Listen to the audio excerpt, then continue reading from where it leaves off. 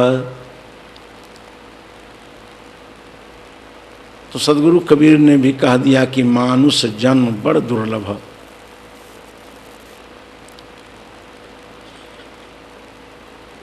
इतना सुंदर जीवन मिला है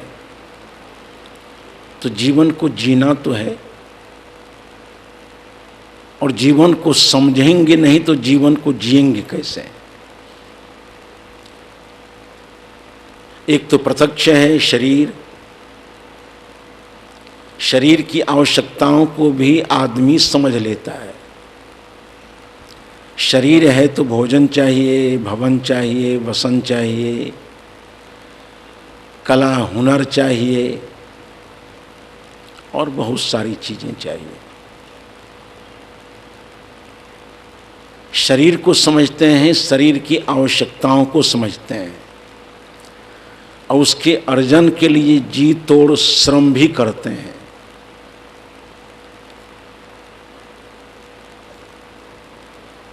ये भोजन का स्वाद लेने वाला, इस शरीर में ठंडी गर्मी का होना उसका अनुभव करने वाला, शरीर अनुभवता नहीं है। शरीर में बैठकर अनुभव करने वाला कोई और है। जड़ कुछ अनुभव नहीं करता है, इंद्रियां भी अनुभव नहीं करती हैं, मन भी अनुभव नहीं करता है। इतना समझें कि अनुभव करना किसी जड़ का काम नहीं है, चेतन हो जाएगा वो। अनुभव करने वाला चेतन होता है और उसी चेतन की सत्ता में ये सारे साधन, सारे उपकरण काम करते हैं।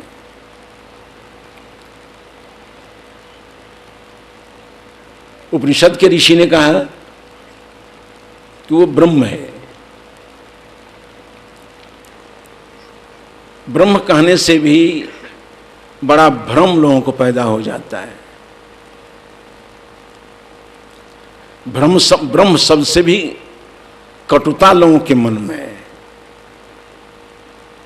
यही सब मंच से मैं कभी कभी बोला करता था, आत्मा की चर्चा करता था, ब्रह्म की चर्चा करता था, तो अक्सर लोग कहा करते थे कि पंडित साहब आत्मा की चर्चा बहुत करते हैं, जीव की चर्चा करनी चाहिए। धीरे धीरे सोचते सोचते सोचते उस विचार के मध्य भी जीव, आत्मा, ब्रह्म को पर्याय कहने की बात आ गई। जीव कहो, आत्मा कहो, ब्रह्म कहो, एक ही शब्द के अलग अलग नाम हैं।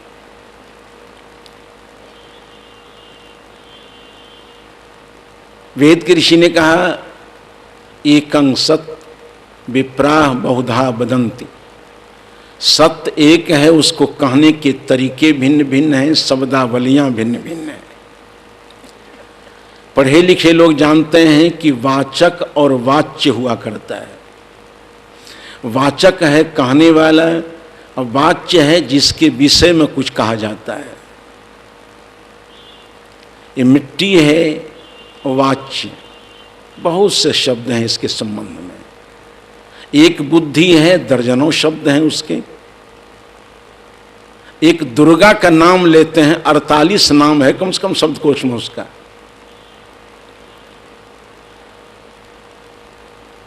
तो वाचक अनेक होता है किंतु वाच्य बिल्कुल एक होता है। वो अनुभवता है इस शरीर में, अनुभव वही सब कुछ करता है। बहुत से लोग कहते हैं धन का विकास हमारा विकास नहीं है। किसका विकास है? ये बढ़िया भवन बनाना आत्मा के लिए नहीं है। किसी भी भव्य भवन में कोई मुर्दा को रखता है क्या? संत प्रवर श्री अभिलाष साहेब जी का देहांत तो नहीं हुआ, देह तो हम लोग सामने थी। देह और देही का संबंध विच्छेद हो गया।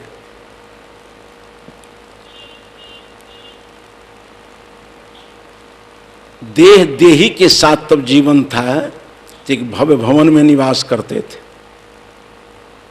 बहुत से लोग उनमें श्रद्धा समर्पित करने आते थे। क्रमबद्ध लोग सेवा में खड़े रहते थे, क्या खिलाएं क्या पिलाएं। और वो खाने पीने, स्वागत, सेवा सबका जो अनुभव करने वाला था वो निकल गया। तो शरीर आज तक उस भवन में है क्या? मिट्टी के नीचे चला गया। आज वह भवन केवल स्मृति भवन है। आप लोग देखते होंगे वहां पर स्मृति भवन है, यादगारी का भवन, और रहना चाहिए। जहां तक मेरा ख्याल है, कल मैं उस भवन में घूमने गया था तो हमने कहा कि आज नहीं, सब दिन ये स्मृति भवन बना रहे हैं। जीवन काल में लोगों को प्रेरणा देते रहे हैं, अपने लेखन से, प्रवचन से, आचरण से। निधनोपरांत भी जहां वो निवास करते थे, यहां वो ध्यान में बैठते थे, यहां वो लेखन कार्य करते थे, यहां विश्राम करते थे, यहां आए गए लोगों से बातें करते थे। इस सारी घटनाओं का उल्लेख करके इस स्मृति भवन को सुरक्षित रखना चाहिए। उस स्मृति भवन में भी जाकर के आने वाले लोगों को कुछ जीवन जीने की प्रेरणा मिल सके और आस्था भी है। फतुहा स्थान बिहार में कबीर पंथ का सबसे समृद्ध स्थान माना जाता था आर्थिक दृष्टि से, और पारक सिद्धांत का केंद्र। करीब करीब उस मठ के 7 महंत मेरी आंखों के सामने समाधि में गए। जिस तरह से मरते जा रहे हैं कि लगता है कि हमारी आंखें रहते रहते 2, 4, 5 और मरेंगे।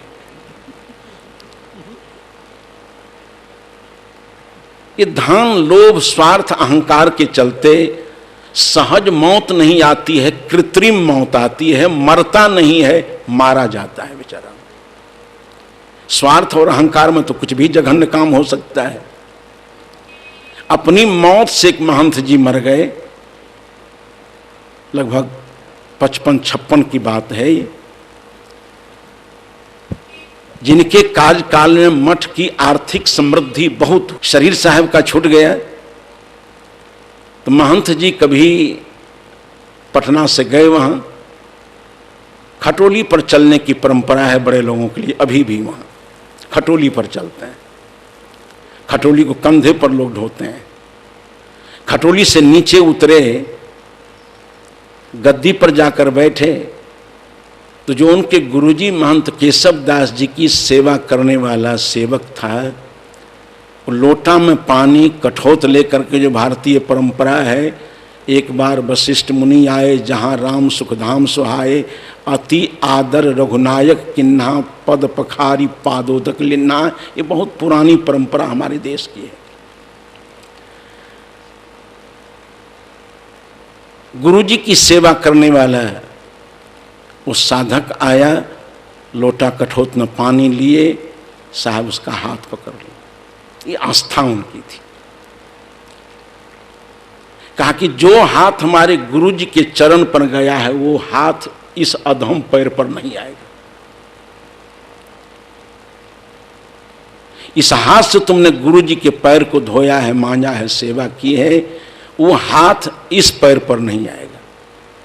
बस जहां गुरुजी सोते थे, विश्राम करते थे, बैठते थे, कुछ पढ़ते थे, लिखते थे, उसी कक्ष को तुम धोते रहो, मांजते रहो, साफ करते रहो। गृहस्थ था बेचारा, तुमको जो वेतन में जमीन मिली थी, जमीन मिली हुई रहेगी, पैसे मिलते थे, पैसे मिलते रहेंगे, भोजन कपड़े मिलते रहेंगे। उसी सदगुरु के शयन कक्ष को तुम झाड़ू लगाते रहो, उसी कुर्सी वगैरह को साफ करते रहो। आस्था है आदमी की। तो आज वो स्मृति भवन है। और जिसके रहने से वो स्मृति भवन आज है, सहसा लोग जाते हैं तो बहुत मना किया गया है, इन भावना को रोका नहीं जा सकता। जहां समाधि भूमि है रोका गया, यहाँ के फल फूल पैसा चढ़ाना सख्त मना है। आदमी तो अपने भाव को घोंट करके वहां रह जाता है। जो भाव तो भाव है, हम नहीं चाहेंगे तो भी भाव लोग प्रदर्शित करेगा। अब गुरु के प्रति इतनी आस्था उनकी, जिसको जड़ता हम प्रकारांतर से कह सकते हैं। महंत जी जब थे, महंत हरिनंदन दास जी नाम था उनका, सुबह हम स्नान करें तो बीजक, गीता और सुंदर कांड रामायण, आस्था उनकी थी, इसका पाठ करते थे। और अचमनी में जल लेकर के गुरु जी का चरणामृत लेते थे।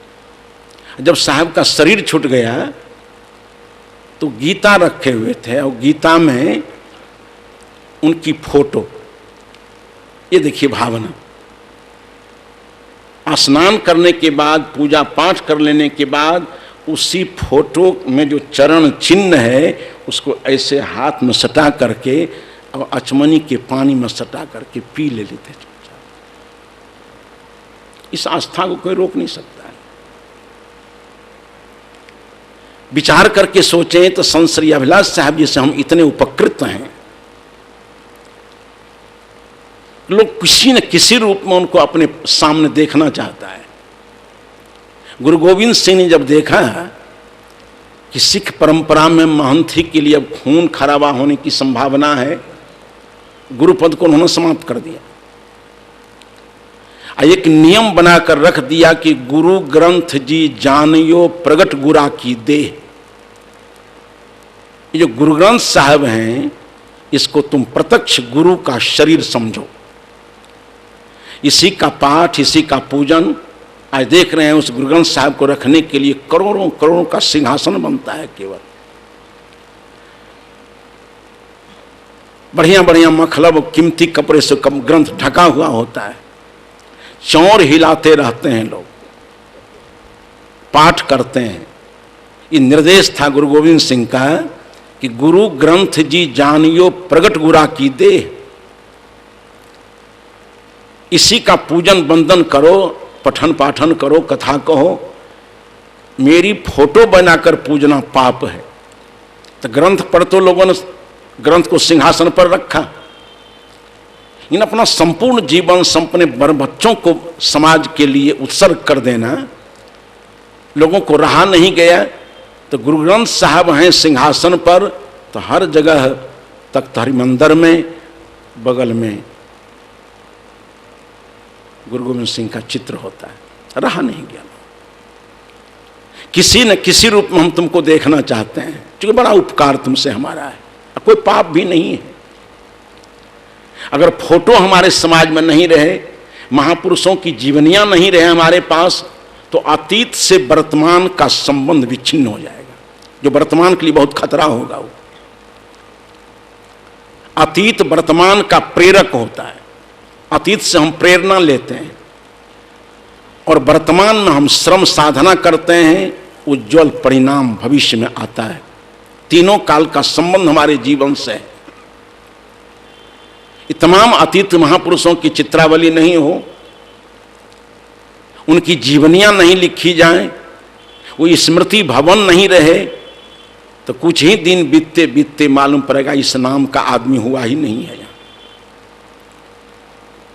तो मैंने कहा कि जब देह और देही का संबंध था, उस भवन में निवास करते थे, अब देही केवल निकल गया तो देह को कोई आदमी भवन में नहीं रखा। कई प्रकार के भोजन बन रहे हैं, उसको कोई मुर्दा खाएगा क्या? मुर्दा नहीं खाए। आप खिला भी नहीं सकते हैं, खाने की बेवकूफी करो तो बेचारा खा भी नहीं सकता है। वो इतने बसन बन रहे हैं, उसका कोई मुर्दा नहीं करता है। मुर्दा अगर मरता भी है कोई, तो मुर्दा के लिए अलग कपड़े की फैक्ट्री है, जिसको जिंदा आदमी कभी नहीं पसंद कर सकता है। जिंदा आदमी कभी भी मिट्टी के नीचे निवास नहीं करेगा। मुर्दा वाला कपड़ा कभी जिंदा आदमी स्वीकार नहीं करेगा, उसकी सारी प्रक्रियाएं अलग हैं। तो मैंने कहा कि पहले जीवन को समझना है कि जीवन क्या है, तब समझने में, जीने में सुविधा हो जाएगी। और यही समझ प्रज्ञावान संतों के द्वारा, अनिर्भ्रांत बोध संपन्न संत गुरुजनों के द्वारा लिखित साहित्य के द्वारा मिलता है। समझ बहुत बड़ी चीज है। समझ के क्रम में सबसे पहले हमको जीवन को समझना है। शायद 12 बजे तक ही चलेगा, 12 बजे तक। घड़ी की सुई 12 पर पहुंच गई है और मेरे विचार का भी 12 यहीं बज गया। इसे यहीं बातों को विराम देता हूं।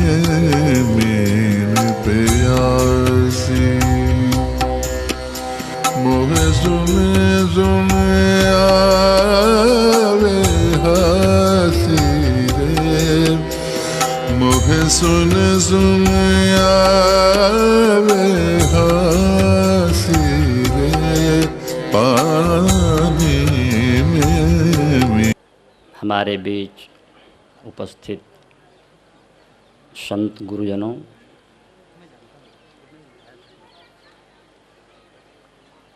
और बहुत दूर दूर से पधारे हुए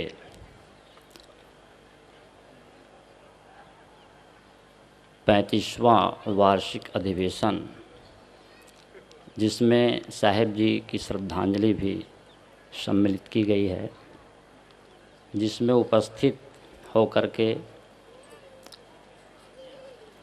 सत्संग का लाभ लेने वाले सत्संग प्रेमी सज्जनों, श्रद्धा मूर्ति माताएं, जैसा कि आप सब लोग जानते हैं, साहेब जी के लिए जो श्रद्धांजलि का कार्यक्रम है वो तो 26 तारीख को ही संपन्न हो चुकी है। और उस समय हमारे संत गुरुजनों की संख्या बहुत थी, शायद इसलिए मैं आप लोगों के बीच नहीं आ पाया था।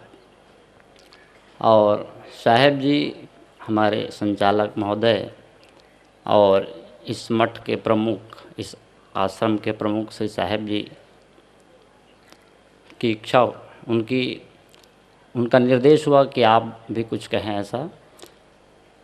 तो मैं आप लोगों के बीच साहेब जी का एक संस्मरण जो मुझे याद है, वैसे तो साहेब जी हमारे मठ में बहुत बार, 2-3 बार हो गए हैं वहाँ पे, और उनका कार्यक्रम हुआ है। उनका संरक्षण, उनका ज्ञान हम लोगों को सुनने के लिए मिला है। हमारे मठ के जो आचार्य जी हैं श्री मंगल साहेब, मंगल मूर्ति, अस्वस्थ हैं। उनकी इच्छा थी यहाँ आने की, तो उन्होंने कहा कि तुम ही जाओ, और उन्होंने मुझे भेजा। तो एक बार सन 97-98 की बात होगी। उस समय मैं कबीर चौरा में रहा करता था। कबीर चौरा में उस समय अध्ययनरत था। हम लोग 4 विद्यार्थी संत छत्तीसगढ़ गए, और छत्तीसगढ़ से जब हम वापस हो रहे थे तो हमारी इच्छा हुई कि हम लोग कबीर पारक संस्थान जाएं। और वहाँ श्री साहिब जी का दर्शन प्राप्त करें। तो हम उनके दर्शन के हिसाब से कबीर पारक संस्थान सुलेम सराय पहुँचे। उस समय कबीर नगर नहीं बसी थी, ये कबीर नगर की स्थापना नहीं हुई थी। हम लोग जब वहाँ आए और साहिब जी से हम लोग बंदगी के लिए जब गए, तो हम लोग विद्यार्थी थे उस समय। साहिब जी के चरणों में कुछ रुपए लेकर के हम लोग बंदगी कर रहे थे। तो साहिब जी की सरलता को, सहजता को मैंने देखा। कहे, आप लोग विद्यार्थी हैं, आप हमारे बेटे हैं, आप लोगों को ये रुपए देने की क्या। उनकी सहजता, साहिब जी की सरलता। और जब हम लोग जाने लगे तो बहुत सारे साहित्य, ब्रह्मचर्य जीवन, कबीरपंथी जीवनचर्या और ऐसा 2, 4, 5 साहित्य ग्रंथ हम लोगों को साहिब जी दिए। और कहे कि कबीर चौरा के जो आचार्य जी हैं, श्री गंगा शरण साहिब जी, उनको भी मेरे तरफ से कुछ साहित्य भेंट कर देना। तो ये साहिब जी की जो सरलता, सहजता, प्यार जो मुझे मिला है, मुझे याद रहा और मैंने अपने दिल की बात आप लोगों के बीच रखी है। अभी हमारे बीच में कुछ संत लोग बैठे हुए थे, तो आपस में चर्चा हो रही थी कि बिहार से साहिब जी, श्री धर्मस्वरूप साहिब जी प्रतिनिधित्व किए। इसी प्रकार से उत्तर प्रदेश से श्री असंग साहिब जी के द्वारा प्रतिनिधित्व हुआ। और गुजरात से आदरणीय श्री ज्ञान साहिब जी, मध्य प्रदेश से श्री सनाज साहिब जी। और हम लोगों के बीच में ऐसी चर्चा हुई, तो मैं कहा कि भाई हम भी छत्तीसगढ़ की तरफ से साहिब जी को श्रद्धांजलि समर्पित करेंगे, पूरे छत्तीसगढ़ की तरफ से। और वहाँ के साधु समाज, भक्त समाज की ओर से हम साहिब को सत श्रद्धांजलि समर्पित करते हैं। उनके पद चिन्हों पर चलें, उनके पद चिन्हों पर चल करके हम अपने जीवन का कृतार्थ करें। यही इन्हीं वाणियों के साथ मैं अपने वाणी को विराम देता हूँ। शाह बंदगी शाह बंदगी शाह। बहुत बहुत धन्यवाद श्री सत्येंद्र साहिब जी, आप कबीर मठ नादिया से पधारे और अपने विचार गुरुदेव जी के संबंध में दिए। और अब हम सबके बीच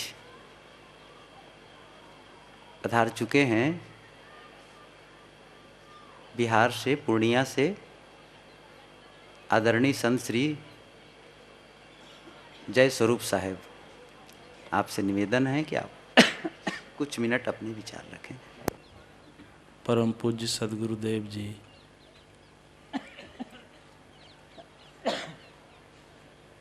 आदरणीय अध्यक्ष महोदय, वंदनीय संत समाज,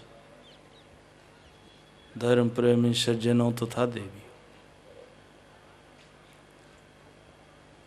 आज कबीर पारक संस्थान के 35वां वार्षिक अधिवेशन का दूसरे दिन का ये दूसरा सत्र है। जैसा कि विदित है आप लोगों को,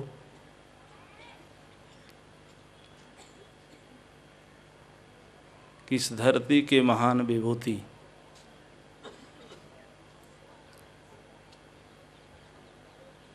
स्वरूपलीन, रति विवेक संपन्न सदगुरु श्री अभिलाष साहेब जी का एक स्मृति समारोह भी है। ऐसे सबसे पहले मेरा नैतिक दायित्व बनता है, चूँकि गुरुदेव जी के साथ एक आत्मीयता का संबंध था। सन 84 से ही जब से मैं ब्रह्मचारी जीवन में आया और प्रथम बार 84 में पूर्णिया जीवन ज्योति केंद्र में जब मैं गुरु जी के आमने सामने हुआ,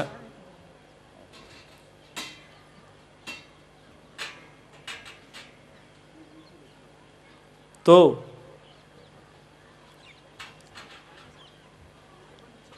बहुत से साधक थे पूज्य गुरुदेव जी के संरक्षण में, और उसमें से मैं भी एक था। जब सदगुरु श्री अभिलाष साहब जी का पदार्पण हुआ जीवन ज्योति केंद्र में और आमने सामने हुआ, कुछ क्षण बातें हुई और एक शब्द कहा उन्होंने। जब मैं स्टेशन छोड़ने आया, गाड़ी पर चढ़ने लगे, तब एक शब्द कहे थे कि बेटा, इस धरती तल पर जिस जीवन को अपनाए हो है तो बहुत कठिन, सांसारिक हवाएं बहुत तेज है, लेकिन उन हवाओं से लड़ने के लिए, सांसारिक वातावरण से लड़ने के लिए साधना में जीवन व्यतीत करना। और तब से मैं पूर्णिया भी रहा और गुरु जी से भी संबंध लगातार बना रहा, उनसे प्रेरणाएं मिलती रही। इसलिए मेरा भी नैतिक दायित्व बनता है कि सबसे पहले मैं अपनी ओर से,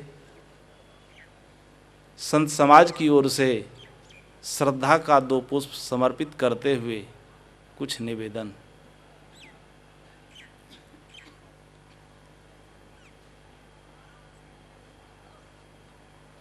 कबीर साहब ने कहा है,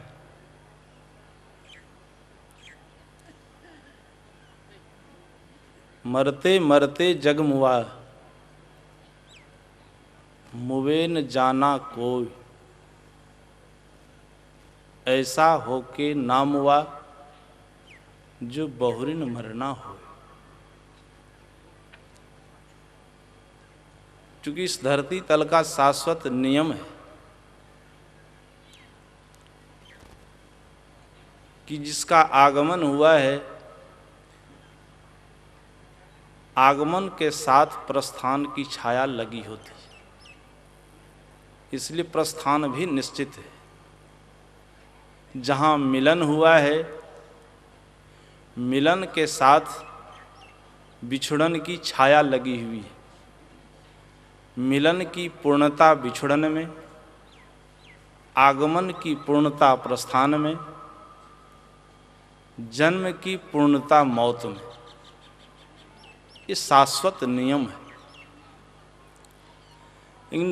इन नियमों के बीच जो हमारे कुछ क्षण हैं, जन्म और मौत, दोनों के जो बीच का क्षण है, वह क्षण हमारा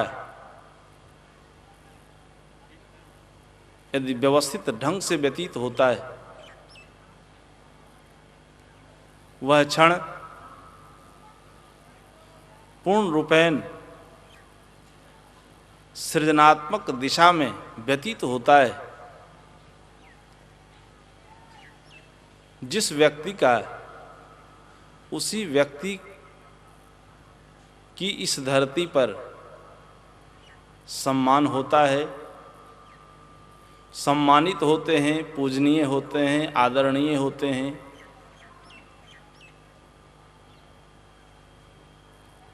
हम विश्व के इतिहास को उठाकर देखें तो इतिहास के पन्नों में इतिहास कुछ ही व्यक्ति को अपने गर्भ में छिपाकर गौरवान्वित होती है। यदि कुछ व्यक्ति नहीं हुए होते तो इतिहास नहीं हुआ होता।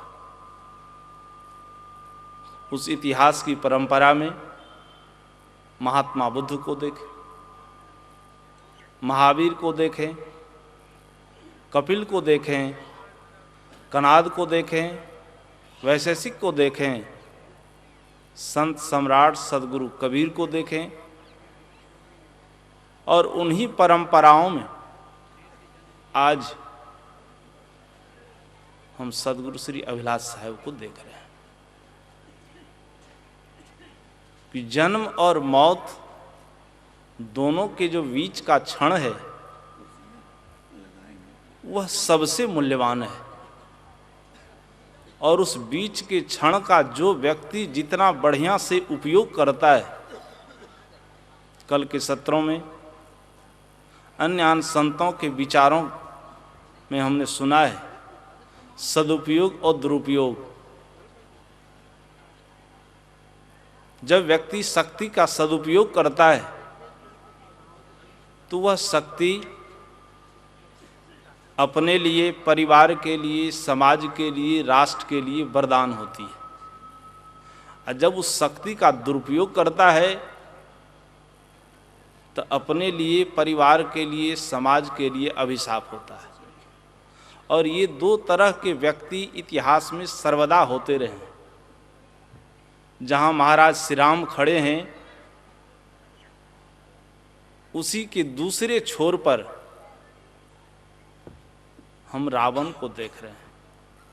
शक्ति दोनों के पास है। एक छोर पर भगवान कृष्ण खड़े हैं, दूसरे छोर पर कंस खड़ा है।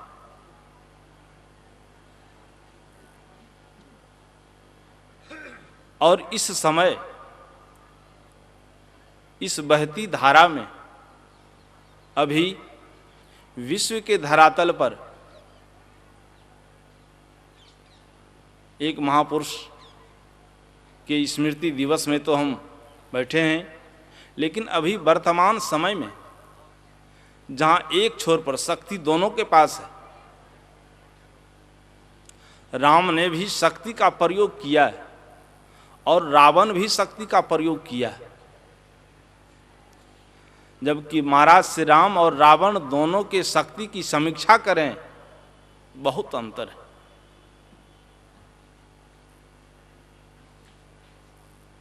उस घटना पर ध्यान दें कि जब महाराज श्री राम और रावण की सेना युद्ध की तैयारी पूरी कर ली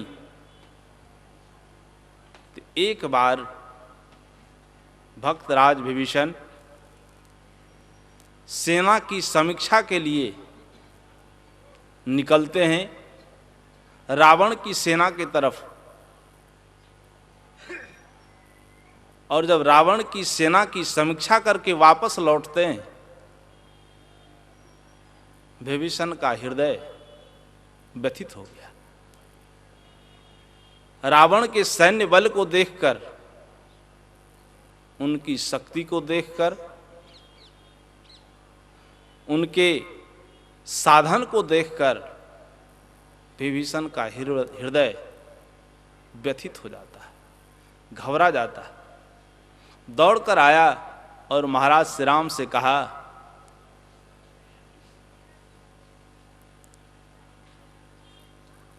कि महाराज, रावण के पास लड़ने के कुशल साधन हैं और उस कुशल साधन का उपयोग करने वाले कुशल सैनिक हैं।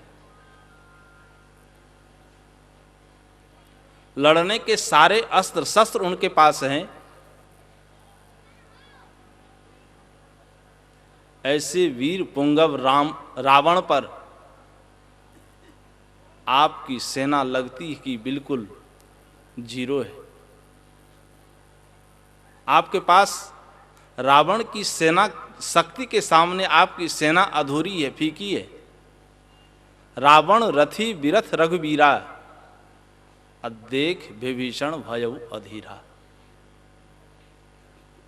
विभीषण के धैर्य का बाण टूट गया।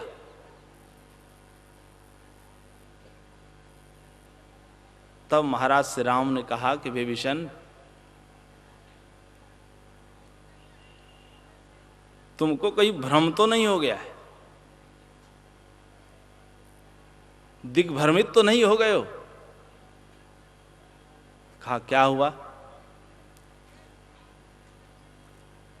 कहा जिस साधन की बात करते हो, सुनहु सखा मम कृपा निधाना। काहे सखे, ए मित्र, ए विभीषण, जहि जय होय सो सयंदन आना। जिससे हमारी विजय होगी वो सारे साधन हमारे पास हैं। कहा क्या है साधन आपके पास? कहा सौरज धीरज जाहिरत चाका, असत्यशील दृढ़ ध्वजा पताका। विजय, युद्ध में विजय प्राप्त करने के लिए सारे साधन हमारे पास हैं। जबकि दोनों की समीक्षा करें, गोत्र में महाराज श्री राम से रावण ऊंचे कुल का है, बल में महाराज श्री राम से अधिक बलवान, साधन में महाराज श्री राम से अधिक शक्तिशाली, अधिक साधन रावण के पास। विजय किसकी हुई? महाराज श्री राम की। क्यों? इसलिए कि महाराज श्री राम के पास जो शक्ति थी, थोड़ी शक्ति हो और उस थोड़ी शक्ति का ही हम सदुपयोग करते हैं तो वो हमारे जीवन में जय लाता है, विजय लाता है। और शक्ति अधिक हो, देख लीजिए रावण के पास काफी शक्ति थी, लेकिन जय हुआ कि पराजय? पराजय हुआ। इसलिए शक्ति का जब हम सदुपयोग करते हैं तो हमारे जीवन में उपलब्धि होती है। आज जितने लोग बैठे हैं यहाँ, कुछ लोग चले गए, कुछ लोग नहीं आए, सारे देश भर से। जिस दिन से पूज्य गुरुदेव जी का शरीर छूटा है, उसी दिन से समूचे देश में कहीं श्रद्धांजलि सभा हो रही है, कहीं भंडारा हो रहा है, आयोजन हो रहा है। किसी का रिलेशन था क्या? किसी से कोई संबंध था? एक व्यक्ति अपने जीवन को इतना ऊपर उठाया, एक परिवार को छोड़ा, समूची धरती परिवार से आगे बढ़कर आज सम्मानित कर रही है। कारण बस कबीर साहब ने जो कहा कि मरते मरते जग मुआ, मुए न जाना कोई। जन्म और मौत दोनों के जो बीच का क्षण है, उस क्षण, एक एक क्षण का सदुपयोग करके आज हम हमारे बीच सशरीर नहीं हैं, लेकिन 130 पुस्तक दे गए, साहित्य दे गए और ये समाज देकर गए। अकेले अपने जीवन को संभाल कर लाखों व्यक्ति के हृदय को, जीवन को संभाला। एक जला हुआ दीप करोड़ों दीप को जला सकता है और करोड़ों बुझा हुआ दीप मिलकर एक दीपक को जला नहीं सकता है।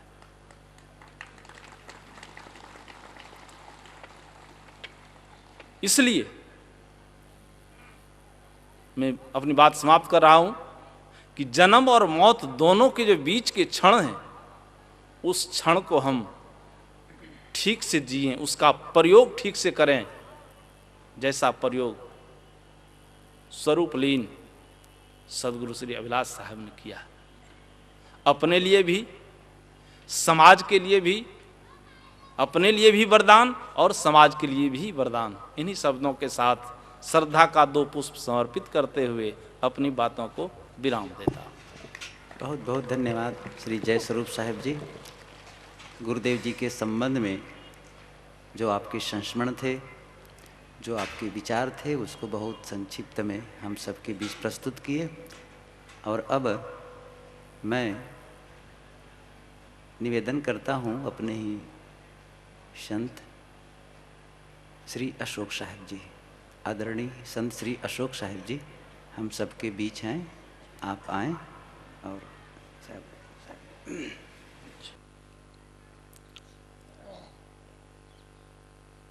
इस वसुंधरा में कोई भी मानव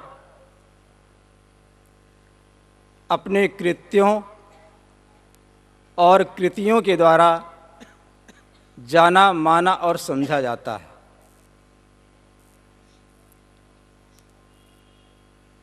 पूज्यपाद सद्गुरुदेव जी का जीवन कृत्य ब्रह्मचर्य, त्याग, वैराग्य, ज्ञान, प्रेम, समता, सद्गुणों का एक समुच्चय रूप था।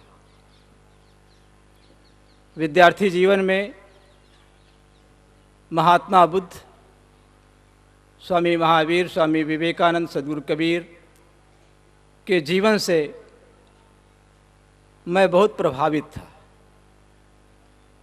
जब 17 वर्ष की उम्र में गुरुदेव जी के पहले दर्शन हुए तो मैंने इन महापुरुषों को एक ही व्यक्तित्व में समाहित पाया। उनका नश्वर शरीर आज नहीं है, लेकिन उनका यशः शरीर, उनका जो कृत्य है जीवन में जो उन्होंने किया, उसकी प्रेरणा हम युग युग तक भूल नहीं सकते हैं। मानव मात्र को प्रेरणा देते रहेंगे। काल सबको खाता है, लेकिन कुछ ऐसे महापुरुष होते हैं जो काल को ही खा जाते हैं, उन्हें हम कालजयी कहते हैं। ऐसे ही कालजयी महापुरुषों में सद्गुरुदेव एक महान विभूति थे। हम देखते हैं कि मृत्यु से लोग भयभीत होते हैं, लेकिन जब मैं गुरुदेव जी की शरण में आया तो गुरुदेव जी उस 18 वर्ष की उम्र में एकांत जंगल में एक वृक्ष के नीचे बैठे थे और वो यही कह रहे थे कि मौत की याद करो। मौत की याद करोगे तो वैराग्य दृढ़ रहेगा। उन्हें मौत स्वयं प्रिय थी और मौत का उपदेश देते थे। शारीरिक मृत्यु की, आत्मा तो अमर है, नित्य शाश्वत है। शरीर को मौत के मुख में देखोगे तुम्हें राग नहीं होगा। शरीर से ही, शरीर के संबंध से ही सब राग खड़े होते हैं। इसीलिए उन्होंने कहा था, रे मौत प्यारी मौत मेरे सामने आया करे। तू सामने रहती नहीं तब सत्य तन यह भासता, सद्ज्ञान मुक्ति ध्येय नश्वर दृष्टि प्रति जग नास्ता। तू आए जाती सामने सब कामना माया जरे, रे मौत प्यारी मौत मेरे सामने आया करे। हृदय से जगत को नहीं चाहता हूँ, हमारी जगत से अंतिम विदाई। इसलिए मृत्यु का बोध सबसे बड़ा बोध है। मृत्यु का शास्त्र सबसे बड़ा शास्त्र है, पढ़ने योग्य है, मनन करने योग्य है, चिंतन करने योग्य है। मृत्यु का दर्शन सबसे बड़ा दर्शन है, अंतिम दर्शन है। देखो, अंतिम दर्शन के लिए, गुरुदेव जी के अंतिम दर्शन के लिए कितने लोग आए थे। उससे बड़ा कोई दर्शन नहीं, अंतिम दर्शन है। प्रथम दर्शन तो आत्मदर्शन है, आत्मदर्शी महापुरुष थे।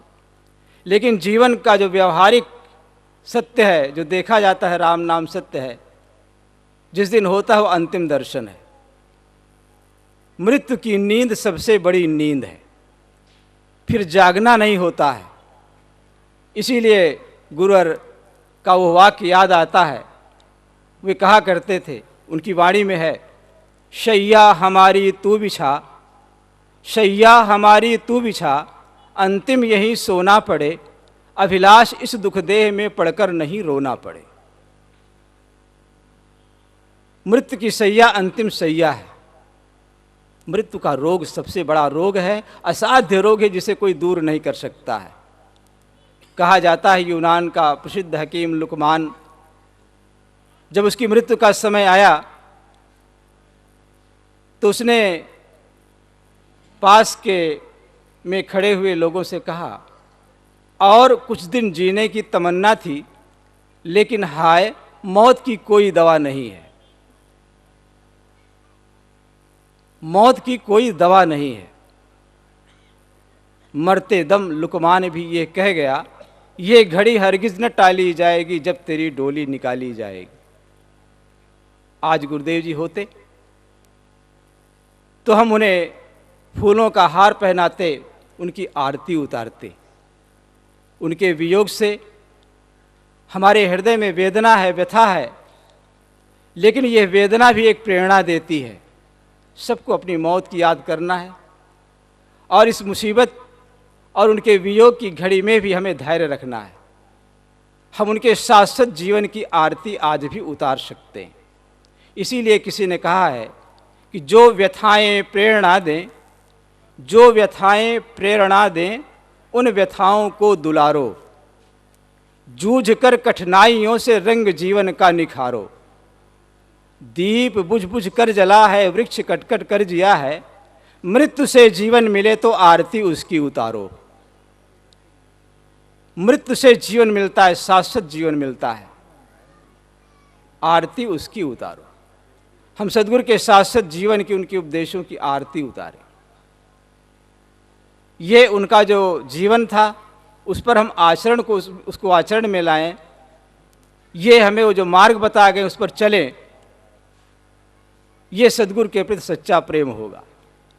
तो मैं कह रहा था उनका जीवन कृत्य महान था, और उनके जीवन की कृतियाँ जो साहित्य के रूप में हैं, वह पढ़ करके मन में ज्ञान, शांति, आनंद की अनुभूति होती है। तीसरी कृति जो उन्होंने तैयार की वह कबीर संस्थान पारक प्रकाश, ये जो संस्था आप देख रहे हैं, इसकी स्थापना की, और ये साधु समाज को उन्होंने संगठित किया।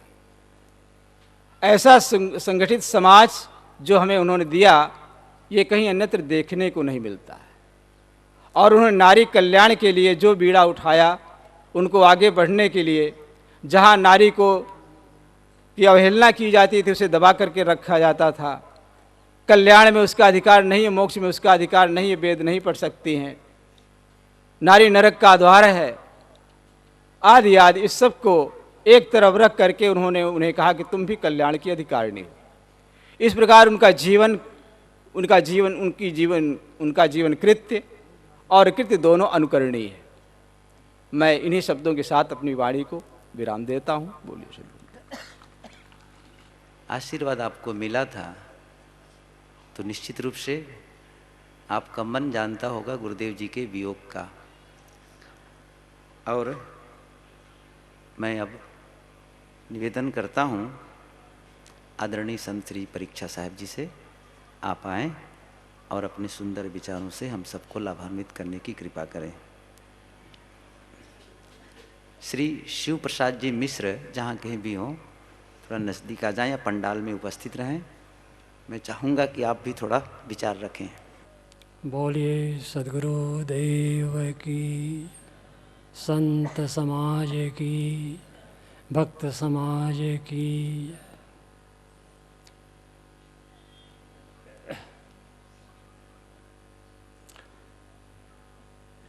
संत गुण संपन्न, रहने के धनी, पूजनीय गुरुजन,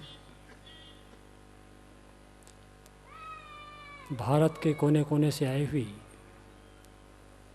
धर्मानुरागी बंधुओं, भक्तिमती माताओं एवं बहनों,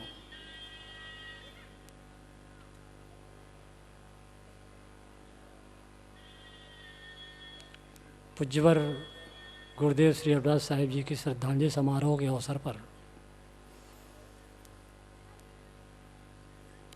आप सबकी इतनी उपस्थिति हुई है, बहुत ही प्रशंसनीय है। कितनी गरीबी से, कितनी कठिनाई से,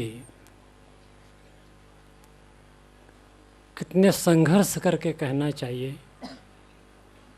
पूज्य गुरुदेव श्री रविदास साहिब जी ने भूमिका बनाई है, मैं नहीं बता सकता। सन 75-76 में, सन 1975-76 में बैजनाथ प्रसाद बुक सेलर के यहाँ पुस्तकों का प्रकाशन हो रहा था। उस बीच पूज्य गुरुदेव जी के साथ में मैं था। प्रकाशन कार्य वहाँ काफ़ी सामान्य रूप से था, बहुत धीमा था, कुछ परेशानियाँ थी। तो साहब जी के मन में विचार और कुछ साधक लोगों ने कहा कि क्या ही अच्छा हो कि अपना निजी प्रेस होना चाहिए। साहब जी कह रहे भाई करने धरने के लिए भी तो शक्ति चाहिए, पैसे भी नहीं हैं। लेकिन लोगों के कहते कहते कुछ मानसिकता बने कि हाँ आश्रम तैयार होना चाहिए। तो वहाँ के काशीनाथ और राधे श्याम भक्त ने बहुत ही जिक्र किया कि साहब इसी काशी में ही आश्रम बनाइए आप। पुस्तक प्रकाशन की प्रेस की सुविधाएं यहाँ बहुत ज़्यादा है। साहब ने कहा तो यहाँ पे आश्रम है, कबीर चौरा है, लहर तारा है, कीर्ति मंदिर है। मेरा मन होता है कि इलाहाबाद में आश्रम बनाऊं। तो मुझे पता है कि सन 75-76 के बीच 2 वर्ष तक यहाँ जमीन देखने के लिए ही आते थे। वो दिन मैं भूल नहीं सकता। रामकिंकर महाराज शायद शरीर छूट गया, काफ़ी बूढ़े थे। बालक दास महाराज उनके साधक थे। भोजन बनाना, स्नान ध्यान कराना, दूर से पानी लाना, कुछ थकावट हो जाती थी, मैं थक जाता था। साहब जब जमीन देखने जाते थे मैं आराम कर रहा था। अब लगभग 11 बजे कड़ाके की धूप, मई जून का महीना। अब चले गए। श्री निहोरे साहिब जी थे उस समय, श्री ज्ञान साहिब जी के गुरु भाई, अजवा के संत, एक और कोई संत याद नहीं आ रहा है। अब वो तीनों चले गए। 3-4 घंटे खूब घूमे, जहाँ जहाँ जाना था देखना था, जमीन देख करके आए। अब मैं थका मांदा था, लेट गया। अब कड़ाके की धूप में बड़ी परेशानी से होता है। कहने फाटक खोलो। मैंने कहा कौन है? अब मैं तो नींद पड़ी थी लेकिन झकना कूट गया। कौन है? मैं कह रहा अरे कौन है? वो कहता जो होना चाहिए वो है, तू खोल। अब मैं तो डर गया। अब गई आवाज, थप्पड़ तो पड़ेगा पड़ेगा। चुप किनारे बैठ गया मैं। अब अंदर गया तो मैं कहा तो अब लाठी भी लिए रहे थे कि मार ना देवे। मैं भयभीत हो गया। किन घोड़ा बेच के सोते हो? इतने निर्धन हो के तुम सोए चले जा रहे हो। कितना परेशानी से पता है, 1000 रुपये पूजा देता तो भी मैं नहीं जाता, ऐसे ऐसे घूम का होके आ रहा हूं। वे दिन याद आते हैं। और वो दिन भी नहीं भुलाया जा सकता जिस दिन मोहम्मद नगर के शंकर भगत के यहाँ से हम गेहूं और चावल लेकर के आते थे सिर में धर धर के। वो दिन भी नहीं भुलाया जा सकता कि छत्तीसगढ़ से चावल लेकर के हम लोग आते थे। बड़ी गरीबी के दिन काटे थे, बड़ी गरीबी के दिन काटे थे। अब बड़ी तकलीफ उठाकर के संस्था का निर्माण गुरुदेव श्री रविदास साहिब जी ने किया है। मैंने बहुत निकट से देखा है। अपने व्यक्तित्व और कर्तृत्व के बहुत ही धनी महापुरुष थे। और बात मुझे बार बार याद आती है जिस दिन समाधि हुई थी। जब तक सूरज चांद रहेगा तब तक श्री रविदास साहब जी का नाम रहेगा, नहीं भूला जा सकता है।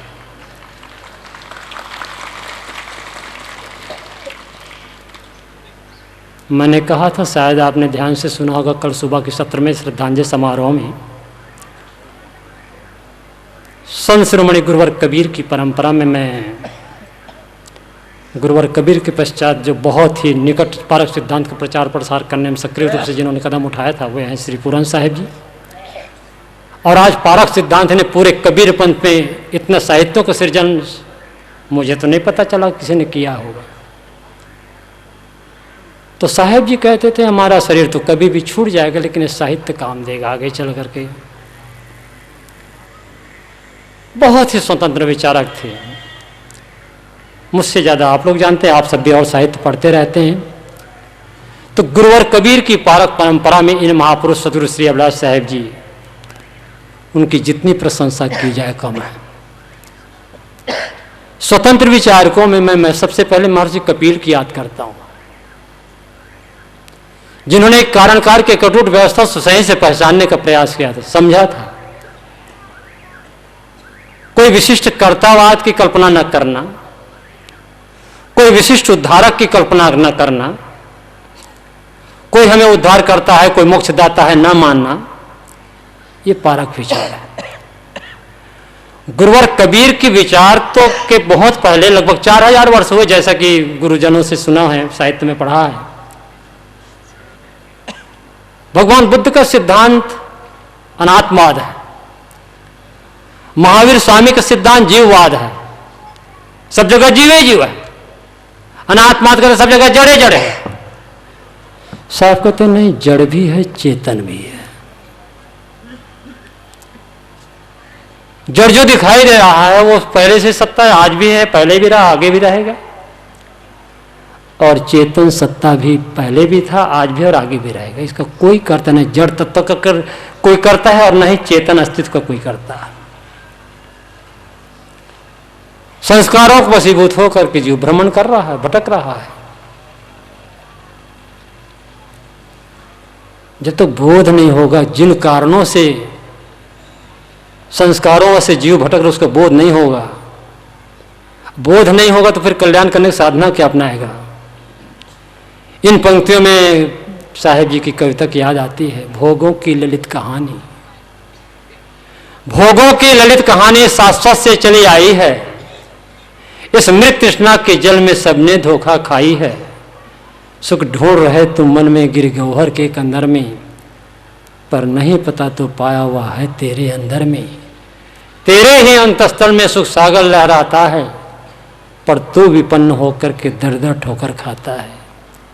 घर में, वन में, मंदिर में, चौराहों बाजारों में, सेठों के गोदामों में, निप के कोषागारों में, पूरब में व पश्चिम में, नभ के तारों तारों में, सुख शांत नहीं पाओगे मंदिर ठाकुर द्वारों में। जब मन विषयों से मुड़कर अपने में आ जाएगा, सब चंचलता को तज कर स्थिरता को पाएगा, तब सुख का स्रोत खुलेगा जो है अनंत अपने में। इसको पाकर फिर मन को नहीं होगा दुख सपने में। तो जिन बातों को महर्षि कपिल ने पहले कही, लेकिन जगत के विषय में बड़ा धुधुल का विचार स्पष्ट नहीं उनका। और जहाँ तक मैं कहता हूँ, जो भी अभी तक मैंने सीखा है, समझा इन गुरुजनों से, जितना खुल करके इस धरती तल पर गुरुवर कबीर ने कहा है, शायद इस धरती तल पर कोई कहा होगा। कविता का नाम, कविता की पुस्तक अंतः संगीत, जिसका नाम अब हृदय के गीत है। प्रथम कविता है, सत्य का संदेश तुम जग को दिए हो, कर सका कोई नहीं वैसा किए हो, तुम मुलाजे में न करना बात सीखी, कह दिया सच भले ही लगी तीखी। सत्य का संदेश तुम जग कर सका कोई नहीं, कर सका कोई नहीं वैसा किए, बिल्कुल चुनौती के साथ नहीं कोई कर सका है। सतगुरु श्री पूरन साहब बीजक के प्रथम टीकाकार, बंदो चरण सरोज जिन यह बीजक निर्मयो, परख दिखायो खोज ते गुरु सम दूजा नहीं। तो गुरुवर कबीर की प्रशंसा में श्री पूरन साहब और पूज्य श्री अभिलाष साहब जी जो कुछ भी वंदना की है यथार्थ है, तथ्य है। हमें और आपको ये सोचना चाहिए कि जिन कारणों से हम बंधे हैं वो है विषय की आसक्ति। अभी मैंने कविता प्रस्तुत की थी, भोगों की ललित कहानी शाश्वत से चली आई है। इस मृग तृष्णा के जल में सबने धोखा खाई, सबने धोखा खाई है। तृष्णा ही हमें और आपको भटका रही है। तृष्णा का अंत हो गया, वासनाओं का समन हो गया, समाप्त हो गया, स्वरूप में प्रतिष्ठित हो जाएंगे। और जब तक गुरु संतों के सान्निध्य न होगा, सत्संग में उस ढंग से मन नहीं लगेगा, मन को हम उस ढंग से नहीं रमाएंगे, अंतर्मुख दृष्टि न होगी, बहुत मुश्किल वहाँ तक पहुँच पाएगा ना। जब मन विषयों से मुड़कर अपने में आ जाएगा, सब चंचल कर स्थिरता को पाएगा, तब सुख का स्रोत खुलेगा जो है अनंत अपने में। इसको पाकर फिर मन को नहीं होगा दुख अपने में। कुछ देर मैंने आपके समक्ष निवेदन प्रस्तुत किया, इसी के साथ अपनी वाणी में विराम लेता हूँ। बोलिए सद्गुरुदेव की जय। रहे थे और कई संस्मरण आप बताते रहे। श्री शिव प्रसाद जी मिश्र यहाँ हैं, तो यहाँ पधारें। श्री शिव प्रसाद जी मिश्र जो प्रीतम नगर कॉलोनी के हैं, यदि मेरी आवाज़ सुनते हो तो मंच तक आने का कष्ट करें। जैसा कि हम लोग सुन रहे थे श्री परीक्षा साहब जी से कि बहुत गरीबी में समय काटे, और कल पूज्य श्री धर्मेंद्र साहब जी भी कह रहे थे कि एक टाइम भोजन बनता था, शाम को भी खाते थे। और ये बात गुरुदेव जी प्रवचन में कई बार कह चुके, शायद आप लोग सीडी में सुने भी होंगे। कबीर दर्शन लिख चुके थे, अब उसको प्रतिलिपि करने की बात थी, और आदरणीय संत श्री परीक्षा साहब जी प्रतिलिपि करते थे। बात ये आई कि इसकी एक कॉपी की जाए कि 2 कॉपी की जाए, तो 2 कॉपी करने में कितना खर्चा अधिक आ जाएगा, हिसाब लगाकर सब पता लगाया गया तो कहा 70 रुपये अधिक लगेगी। एक कॉपी प्रेस के लिए, एक अपने पास रहे तो 70 रुपये अधिक लग जाएंगे। तब देखा, अंदाजा गया नहीं भाई 70 रुपया नहीं है संभव पूरा करना।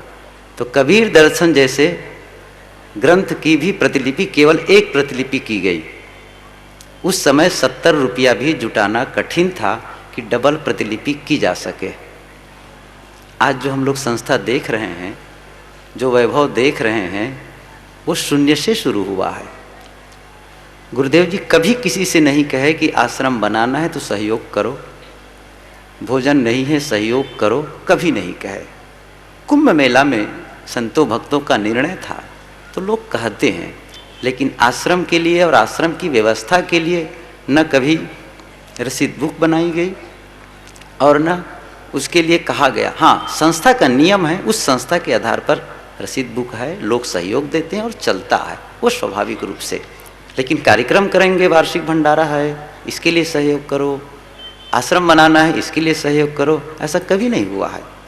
ये गुरुदेव जी का त्याग भाव सबको मोहता है, आकर्षित करता है। आखिर हम लोग चुंबक जैसे लोहा जैसे चुंबक की ओर खींचा चला जाता है, ऐसे ही तो हम लोग खींचे चले आते थे। क्या कारण? कुछ तो कारण होगा, और वे सारे कारण हम सब जानते हैं, सबके मन में हैं। और इस संबंध में अभी कुछ चर्चा सुन रहे थे, और अब मैं निवेदन करता हूँ कबीर निर्णय मंदिर बुरहानपुर से पधारे हुए आदरणीय संत श्री अमोही साहेब जी।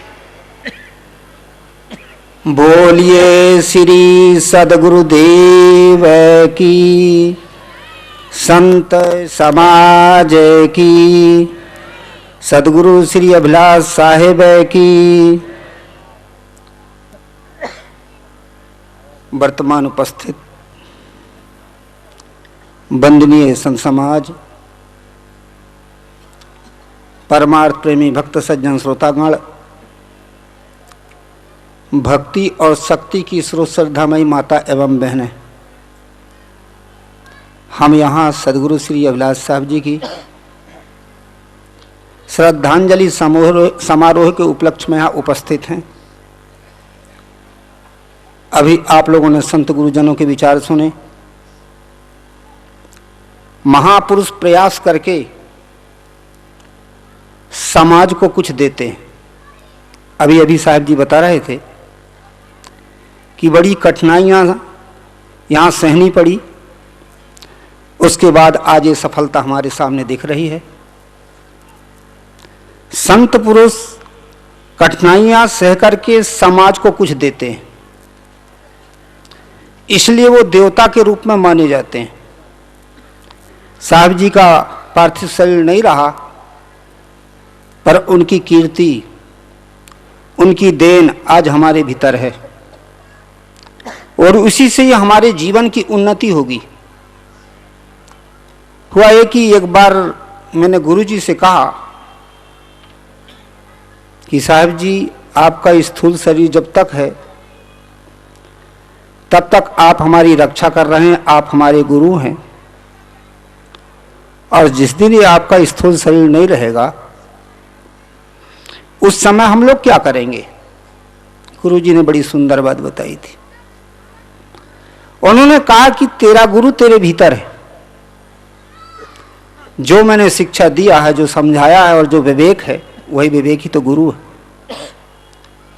संत गुरुजनों का शरीर नहीं रहता, किसी का शरीर नहीं रहता, पर उनका दिया हुआ ज्ञान, उनका बताया हुआ मार्ग, वो आज भी हमारे भीतर है और उससे हम अपने जीवन की सफलता प्राप्त कर सकते हैं। संध्या पाठ में भी श्री पूरम साहब जी ने कहा है, जो गुरु बसे बनारसी, शिष्य समुंदर तीर, बिसराए बिसरे नहीं जो गुण होए शरीर। साहब ने कहा कि गुरु यदि बनारस में भी हो और शिष्य समुद्र के तीर, मद्रास, बंबई, कलकत्ता, कहीं भी हो, पर उनका दिया हुआ जो ज्ञान है, जो विवेक है, वो अलग नहीं होता, वो हमारे पास रहता है। इसलिए हमारी सुरक्षा कौन करता है? गुरुजनों के दिया हुआ ज्ञान, विवेक। आज हम संत गुरुजनों के पास आए हैं, किस चीज के लिए आए? संत गुरुजनों से धन नहीं मिल सकता, क्योंकि उन्होंने धन को त्याग करके स्वयं आ गए। उनसे और कोई भौतिक वस्तु नहीं मिल सकती, सारी भौतिक वस्तुओं को त्याग करके वे आ गए। पर उनसे हमें क्या मिलता है? हमें मिलता जो हमारे जीवन में हमें मिला है, उसको चलाने का तरीका। और वो किसके द्वारा होता है? वो होता है विवेक के द्वारा। गुरुजनों से हमें जो ज्ञान मिला, और उस ज्ञान और उस विवेक के द्वारा ही हम अपने जीवन को सुखी बना सकते हैं। आज देखा जाता है हमें मानव जीवन मिला, और ये मानव पृथ्वी का राजा जिसे कहा जाता है, और आदमी इतना अशांत, इतना दुखी, परेशान क्यों? विवेक और ज्ञान के अभाव पर। आज आदमी के पास समझदारी नहीं है, विवेक नहीं है, इसलिए जो जीवन में वस्तु मिली, उस वस्तु को हमें चलाने का ढंग नहीं है, इसलिए हम अशांत और दुखी। और संत गुरुजन हमें वही तरीका देते हैं, वही चीज देते हैं जो हम जीवन में उपयोग करके अपने जीवन को सुखी कर सकें। इसलिए संत गुरुजनों को ही तो देवता कहा है। कठिन से कठिन समस्याओं को भी पार करके, त्याग तपस्या के द्वारा समाज के लिए वे कुछ देकर के जाते हैं, इसलिए वो देवता है। अब ऐसे तो लोगों ने देवताओं की कई कल्पना किया है कि देवताओं की उपासना और आराधना से हमारे सभी कार्य सफल हो जाएंगे। ये बात केवल बहकाव की है। बाहर के देवताओं की उपासना आराधना से सफलता नहीं मिलेगी। संत गुरुजनों के द्वारा हमें ज्ञान मिलेगा, और उस ज्ञान के द्वारा हम पुरुषार्थ जीवन में करें, और वही पुरुषार्थ ही हमारे जीवन की सफलता का कारण बनेगा। आदमी पुरुषार्थ नहीं कर पाता है, इसलिए आदमी आज अशांत है, दुखी है। सदगुरु कबीर साहब जी ने भी पुरुषार्थ करने के लिए निर्देश दिया है। उन्होंने कहा कि करु बहिया बल आपनी, छाड़ ब्यानी आस, जाके आंगन नदिया बहे सोकस मरे प्यास। साहब ने कहा कि पुरुषार्थ बल करो, दूसरे की आशा को छोड़ दो। जिसके पास में पुरुषार्थ रूपी नदी बह रही है, वो कभी दुखी हो सकता है? नहीं। इसलिए संत गुरुजन हमें क्या देते हैं? हमें देते ज्ञान, विवेक, और उसके द्वारा हम अपने जीवन में पुरुषार्थ करें, सफलता को प्राप्त करें। हम सफलता प्राप्त इसलिए नहीं कर पाते हैं कि गुरुजनों के दिए हुए ज्ञान के आधार पर नहीं चल पाते, केवल हम बताना जान लेते हैं, चल नहीं पाते। और जो महापुरुष आज देवता हो गए उस मार्ग पर चले। साहब जी एक ऐसे महापुरुष थे, पूज्य श्री अभिलाष साहब जी, जिन्होंने समाज को कुछ दिया और आज इतनी भीड़ इकट्ठी उनके प्रतिभा से हुई, उनके प्रभाव से हुई। वो देवता थे। 33 कोटि लोगों की देवता लोग कल्पना करते हैं। अब उन देवी देवताओं को हमने देखा नहीं, केवल पढ़ा, पंडितों से सुना, शास्त्रों को पढ़ा, पुराणों को पढ़ा, उससे हमने जाना। परंतु प्रत्यक्ष देवता जो साधु गुरु संत महापुरुष हैं, जो हमें ज्ञान की शिक्षा देते, साहब जी प्रत्यक्ष देवता थे जो समाज को दिए। तो मनुष्य यदि अपने जीवन में पुरुषार्थ कर सकता है तो मनुष्य देवता बन सकता है। और संत गुरुजन हमें पुरुषार्थ की ही शिक्षा देते हैं, इसलिए हम पुरुषार्थ के द्वारा हम अपने जीवन को सफल बनाएं और समाज को कुछ दें, हमारा भी कल्याण हो और समाज का भी कल्याण हो। इसलिए संत गुरुजन देवता हैं, वो हमें भी देते, अपना भी कल्याण करते हैं और समाज का भी कल्याण करते हैं। समाज को देकर के चले जाते हैं। उनका शरीर तो नहीं रहता पर उनका नाम तो अमर रहता, उनकी वाणियां अमर रहती, जो आज लाखों लाखों लोगों का उद्धार करती। इसलिए साहब एक ऐसे महापुरुष थे जिन्होंने हमें कुछ दिया। आज हमें उन्हें देवता के रूप में उनकी उपासना कर रहे हैं, वो हमारे आराध्य हैं। और ये साहब जी ये शिक्षा देकर के हमें गए कि हम भी उसी मार्ग पर चलें, अपने जीवन का पुरुषार्थ करें और आज हम भी आगे बढ़ें। 33 कोटि लोगों देवताओं की लोगों ने कल्पना किया, वास्तव में 33 कोटि देवता कौन है? एक मनुष्य जब पुरुषार्थ कर लेता है, व्यवहारिक पुरुषार्थ, आध्यात्मिक पुरुषार्थ और परमार्थिक पुरुषार्थ। व्यवहारिक पुरुषार्थ से धन कमाता है, संपत्ति कमाता है, अपने स्वयं सुखी रहता है और उस धन के द्वारा दूसरे को भी सहयोग देता है। जो समाज को कुछ खिलाता पिलाता देवता। परमार्थिक पुरुषार्थ स्वयं अपने परमार्थ करता है, दान पुण्य धर्म सेवा सहायता सहयोग, दूसरे को भी साथ देता है, परमार्थिक पुरुषार्थ देवता बन गया। आध्यात्मिक पुरुषार्थ अपने मन इंद्रियों को दमन करके अपने आप में स्वयं शांत रह जाता है और दूसरे को भी आदर्श दे करके चला जाता है, वो तो देवता। इसलिए 33 कोटि देवताओं की हमने कल्पना किया है, वो कोरी कल्पना है।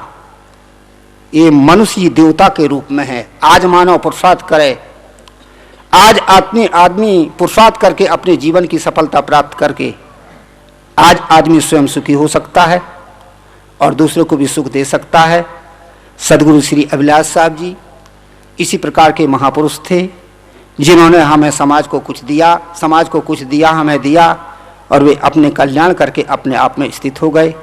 आज वे नहीं रहे पर उनकी शिक्षा प्राप्त करके हम अपने जीवन को सुखी बनाएं। इतना कह करके मैं वाणी को विराम देता हूँ। बोलिए श्री सदगुरुदेव की जय। आदरणीय संत श्री अमोही साहब जी, बहुत सुंदर विचार आप दे रहे थे। बड़ी सरलता और सहजता से अपनी बातें प्रस्तुत करते हैं। और अब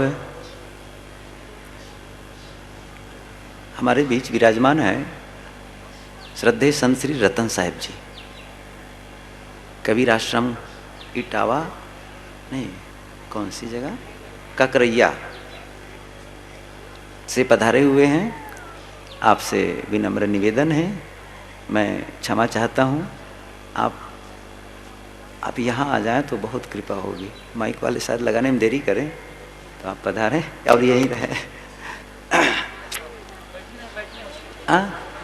ऐसा कह रहे हैं माइक वाले साहब, आप वहीं भी राजें तो बहुत बढ़िया हुआ। भैया मेरी बात आप लोग सुन लिए तो माइक जब तक सेट हो तो क्यों ना एक भजन सुन लिया जाए।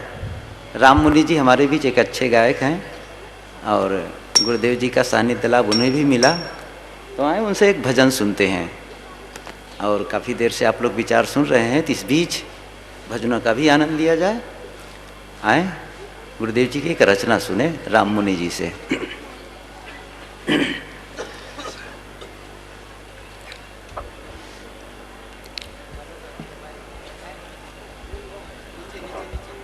ठीक है, आवाज है। बोलिए श्री सद्गुरुदेव की जय। मंचासीन गुरुजन वृंद, सत्संग प्रेमी बंधुओं, भक्तमती प्यारी माँ बहन, पूज्य साहेब जी की आज्ञा है, इसलिए आज्ञा पालनार्थ परम आराध्य देव श्री सद्गुरुदेव जी की रचना आप सबके समक्ष रखने का प्रयास कर रहा हूँ।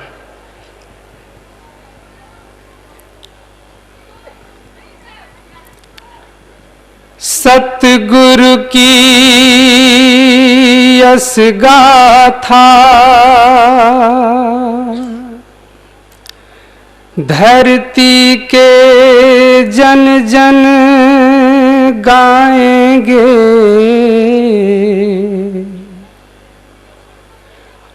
और सभी कुछ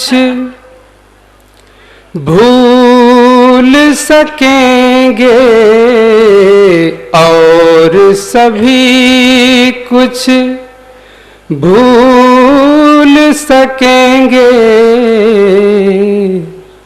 पर आपको भूल न पाएंगे।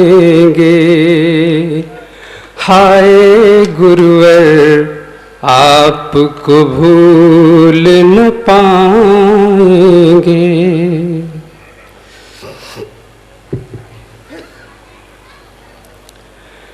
पाया मानुष का तन आज कर ले भजन ना भुलाना, तेरे जीवन का क्या है ठिकाना। पाया मानुष का तन आज कर ले भजन ना भुलाना, तेरे जीवन का क्या है ठिकाना। खानियों में भटकता तू आया, आज अवसर ये नर्तन को पाया। खानियों में भटकता तू आया, आज अवसर ये नर्तन को पाया। भाग तेरे जगे दांव ऐसे लगे मुक्ति पाना, मन को विषयों से अपने हटाना। पाया मानुष का तन आज कर ले भजन ना भुलाना, तेरे जीवन का क्या है ठिकाना। स्वप्न की संपत्ति में न फूले, देख दो दिन की माया न भूले। स्वप्न की संपत्ति में न फूले,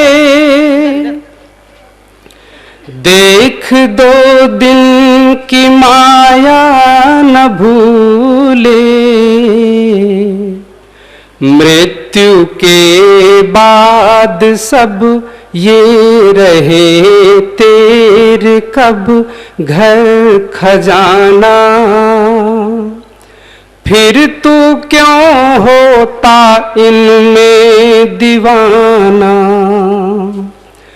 पाया मानुष का तन आज कर ले भजन ना भुलाना। तेरे जीवन का क्या है ठिकाना। मृत्यु आकर अचानक धरेगी, तेरी सब आक्ल कुछ ना करेगी।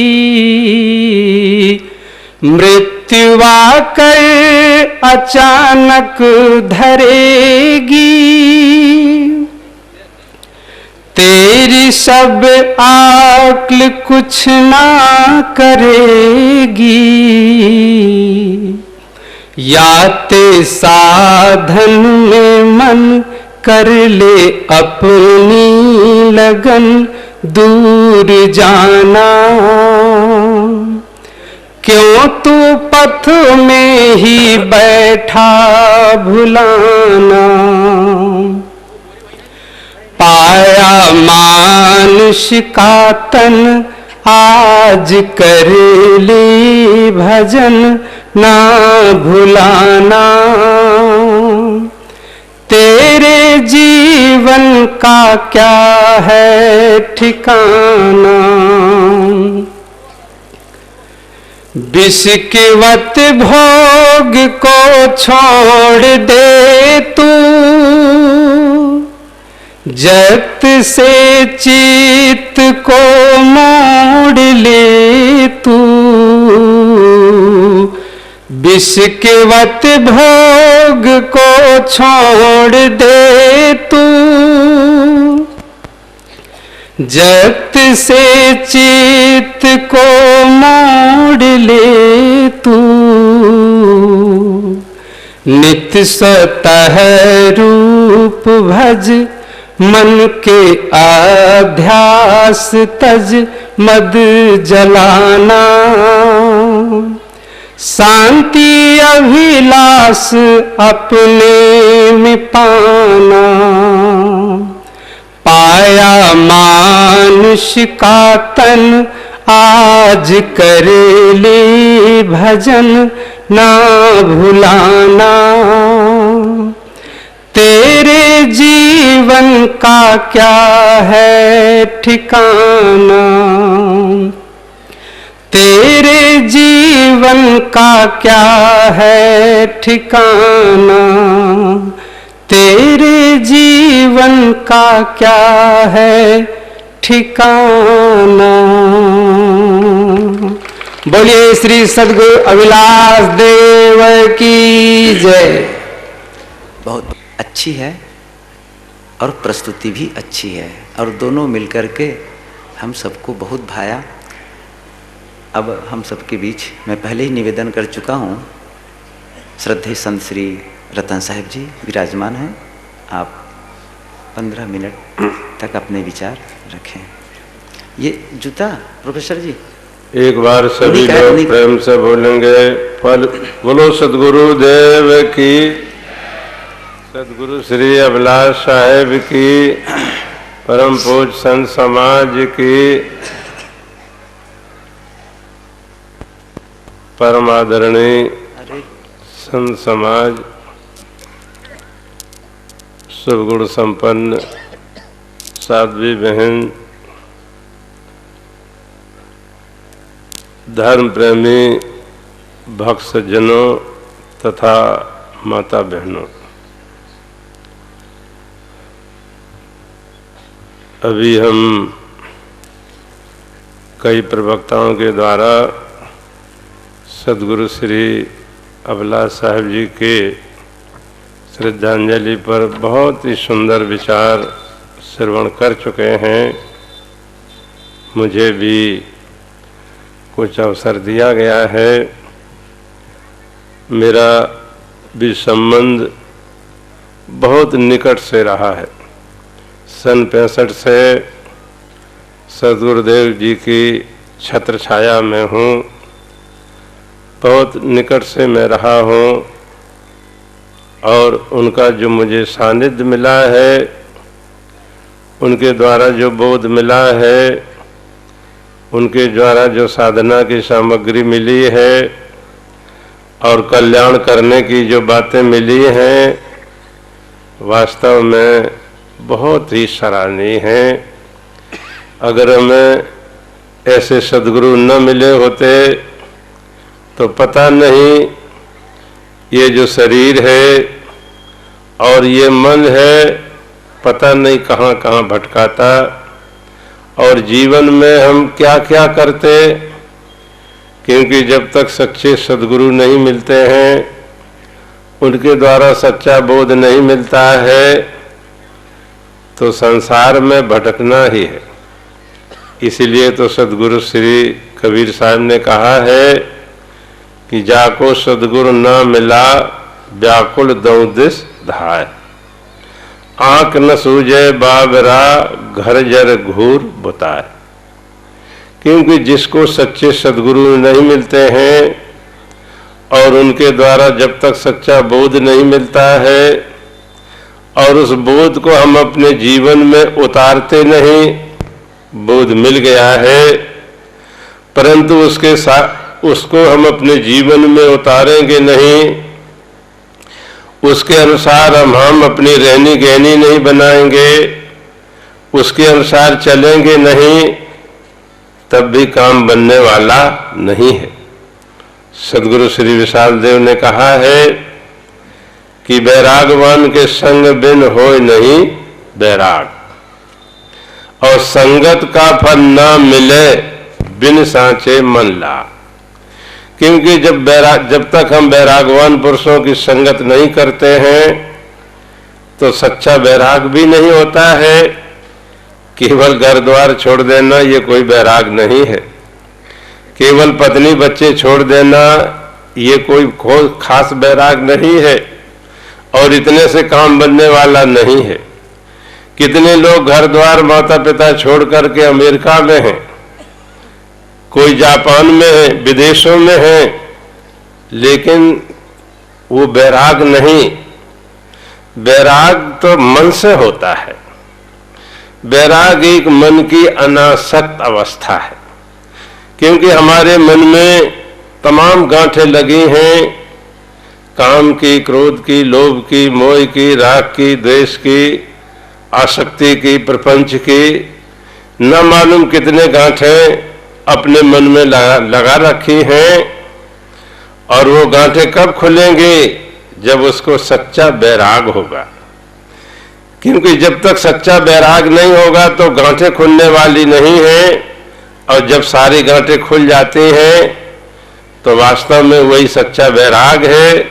और सच्चा बैराग है अनासक्ति, संसार से बिल्कुल अनासक्ति। सद्गुरुदेव श्री अभिलाष साहब जी का जीवन तो ऐसा ही था। इतनी बड़ी संस्था जरूर चल रही है, लेकिन वास्तव में वो बिल्कुल अनासक्त थे, क्योंकि कहीं उनका मोह नहीं, कहीं आसक्ति नहीं। उन्होंने अपने जीवन को इस शरीर से, संसार से, राग द्वेष से और काम क्रोध लोभ मोह आदि विकारों से, सभी से ये अपने जीवन को इतना ऊपर उठा लिया था, इतना ऊपर उठा लिया था कि वहां पर इन चीजों की कोई गम नहीं। क्योंकि जो अपने आप में रमण कर जाता है, अपने आप में स्थित हो जाता है, वो संसार को समझता है ये बोना है, कुछ भी नहीं। और वास्तव में संसार में कुछ भी नहीं, क्योंकि जब उसको सच्चा बोध होगा और जब सच्चा बैराग होगा तो ये संसार बोना है, बोना कुछ भी नहीं। मूल्यवान वस्तु है तो अपने अंदर में है, और वो स्वयं है, अपने आप है, अपनी चेतना है, और उससे हम कभी अलग नहीं होंगे। संसार की सारी चीजें बिछड़ने वाली हैं, सारी चीजें अलग होने वाली हैं, सारी चीजें क्षणिक हैं, लेकिन जो अपनी चेतना है, अपनी आत्मा है, वो तो बिल्कुल निर्विकार है।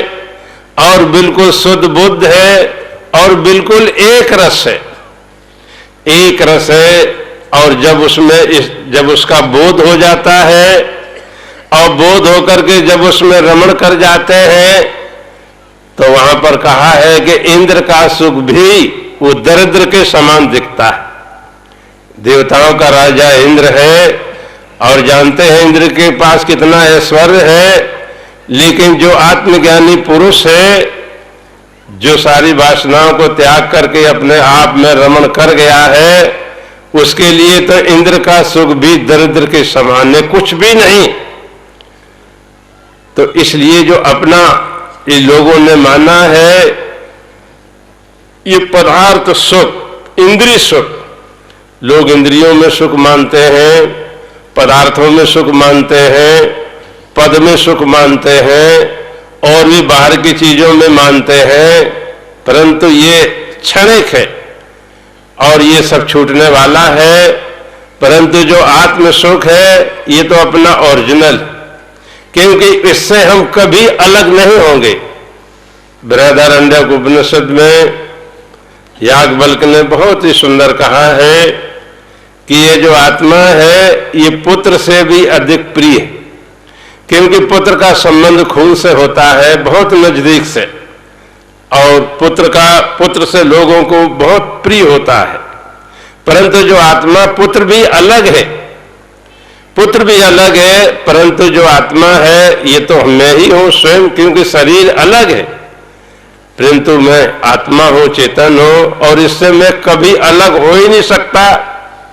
तो ये आत्मा है, ये पुत्र से भी अधिक प्रिय है, धन से भी अधिक प्रिय है, पति से भी अधिक प्रिय है, पत्नी से भी अधिक प्रिय है, और सबसे अधिक प्रिय है, क्योंकि ये आत्मा अंतरतर है, समीप है, स्वयं है, अपने आप है, और इससे हम कभी अलग हो ही नहीं सकते। लेकिन संसार में यही एक बहुत बड़ी विडंबना है जिससे हम कभी अलग हो नहीं सकते, और जो बिल्कुल शुद्ध बुद्ध और बिल्कुल निर्विकार और अविनाशी वस्तु है, और उससे हम बिल्कुल बिछड़े हुए हैं, उससे हम बिल्कुल अपरिचित हैं, और जो संसार की चीजें क्षणिक हैं और नाशवान है और सब छूटने वाली है, और उसको हम छाती पीटे लगाए हैं और उसी के लिए रात दिन दौड़ रहे। जब हम सदगुरु श्री अभिलाष साहब जी के पास जाते हैं तो वो पूछते थे कि भाई स्वरूप स्थिति का अभ्यास करते हो कि नहीं, अर्थात ध्यान करते हो कि नहीं।